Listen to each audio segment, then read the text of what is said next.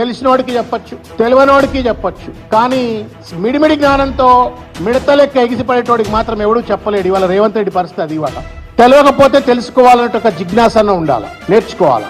అది లేదు, ఏం చేయాలో తెలియదు.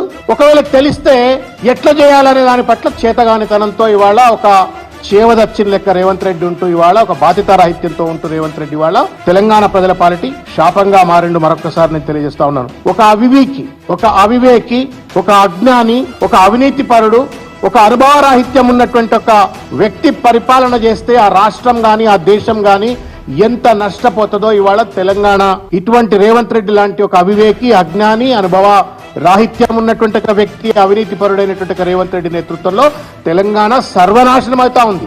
ఎక్కడ చూసినా ప్రజలు ఏమంటా ఉన్నారంటే అలా కేసీఆర్ గారు అద్భుతంగా తెలంగాణను దేశానికి తలమానికంగా తీర్చిదిద్దితే రేవంత్ రెడ్డి దాన్ని 18 నెలల కాలంలోనే 10 ఏళ్ళు వెనకకు నెట్టేసిండు అని చెప్పని ఇవాళ ప్రజలందరూ కూడా ఇవాళ కోడై కూస్తున్నట్టు ఒక పరిస్థితి.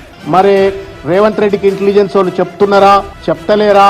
కాంగ్రెస్ పార్టీ కార్యకర్తలన్నా బుద్ధి పెడుతున్నారా, గడ్డి పెడతలేరా తెలియదు. కానీ మొత్తానికి తెలంగాణను సర్వనాశనం చేస్తున్న ఒక విషయాన్ని నేను గుర్తు చేస్తా ఉన్నాను.